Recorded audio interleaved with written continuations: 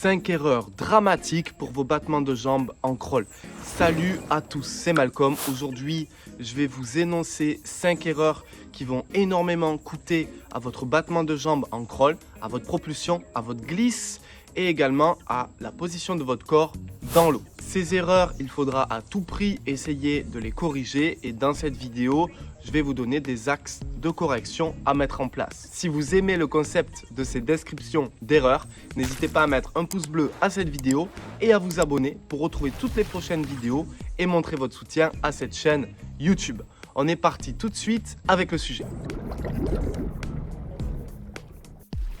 L'erreur numéro 1, c'est de faire partir le battement de vos genoux, c'est-à-dire plier le genou pour commencer le battement. Là, il y a deux types de flexion. Soit vous êtes en train de faire des coups de genoux vers le bas et ça fait immédiatement s'effondrer vos jambes et le bas de votre corps. Soit vous êtes en train de faire des talons-fesses et ça c'est pareil, directement les jambes vont s'effondrer. Donc on évite de plier les genoux pour commencer le mouvement, on évite de faire du talon-fesses, on évite de pédaler, on évite de donner des coups de genoux vers le bas. Comme je l'ai déjà dit, le battement part de la hanche, comme si on faisait un drop en rugby. Il y a une légère flexion du genou, mais elle contribue simplement à l'élasticité du mouvement et on va éviter toute flexion trop importante. Deuxième erreur fréquente, et je la retrouve très souvent, c'est de donner des coups de talon derrière pour faire les battements. Un battement doit être fait avec les pieds en pointe de danseuse. On vient fouetter la surface dans deux directions. Je pousse vers le haut, puis vers le bas. Vers le haut, puis vers le bas.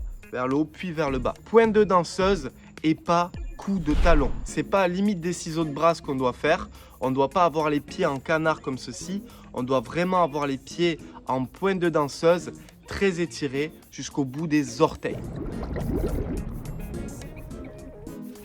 Troisième erreur qu'on retrouve trop souvent, c'est l'amplitude de nos battements. On ne veut pas de battements trop grands, trop amples. On ne veut pas des grands battements qui vont de la surface jusqu'au fond du bassin. On ne veut pas non plus des battements qui vont faire des ciseaux vers les côtés. Ça, on le voit souvent, surtout au moment de l'inspiration. On veut des petits battements. Quand je dis petits, c'est les jambes et les pieds qui vont rester proches l'un de l'autre. Pointe de danseuse, serré, régulier, frappé à la surface. On évite une trop grande amplitude de battement, on vient resserrer et faire des petits battements réguliers et surtout efficaces. Quatrième erreur que je retrouve très fréquemment dans les battements de jambes, surtout chez mes stagiaires, c'est d'avoir des battements irréguliers, c'est d'avoir un mauvais rythme. C'est par exemple, je fais un petit battement, je fais plus rien, je fais un gros battement jambe droite, je fais plus rien, un gros battement jambe gauche, battement irrégulier à nouveau, ça c'est pas bon. Il faut que dans votre battement, vous ayez une musicalité. C'est-à-dire une musicalité, c'est une note qui va s'enchaîner comme ceci. Tac, tac, tac, tac, tac, tac. Et après, vous choisissez votre fréquence. Mais le rythme, il doit être correct. C'est-à-dire, on a quelque chose de régulier. On veut ou des battements légers, réguliers, ou des battements forts, réguliers pour les sprinteurs, ou des battements très faibles, mais réguliers pour les nageurs de plus longue distance. À vous de choisir votre style, mais vous devez être capable d'avoir des battements réguliers, hyper important. Cinquième erreur, et celle-là, elle est chez 80% de mes stagiaires, c'est un manque de pratique. Comment voulez-vous être bon dans les battements si vous ne pratiquez pas de battements à l'entraînement? J'ai vu les meilleurs nageurs faire des séries hyper longues en battement. Caleb Dressel, Cathy Ledecky, des nageurs de niveau olympique, ils vont les intégrer les battements à leur séance. Et il y a des personnes dans les commentaires qui me diront « Oui, mais les pros, parfois, ils font pas de battements. » Je vous assure qu'ils font des battements. Donc, pratiquez les battements. Prenez un pull boy dans les mains ou une planche. Baissez la tête pour un meilleur positionnement.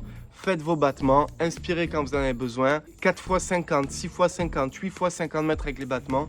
Si 50 mètres c'est trop, vous faites des 25. Si vous n'arrivez pas à faire les battements sans matériel, vous prenez les palmes. Mais vous devez pratiquer, pratiquer, pratiquer. Les personnes qui me disent qu'ils n'aiment pas les battements, c'est les personnes qui ne pratiquent jamais les battements à l'entraînement. J'ai dû faire du golf une fois ou deux dans ma vie. Alors je ne vais pas commencer à prétendre que je peux être très bon sans pratique. Il va falloir que je tape des balles, que je tape des balles, que je tape des balles pour devenir meilleur. Pour les battements, c'est pareil. Si vous souhaitez aller plus loin en natation, vous avez mon programme Crawl Ultimate. C'est mon meilleur programme de formation avec à l'intérieur mes 3 packs best-sellers. 10 étapes pour un crawl parfait, pack technique, nager 1500 mètres en crawl sans vous épuiser, pack endurance, nager avec plus de force et de meilleurs appuis, pack efficacité. On se retrouve très bientôt dans une nouvelle vidéo. D'ici là, n'hésitez pas à mettre le pouce bleu et à vous abonner. C'était Malcolm. Ciao!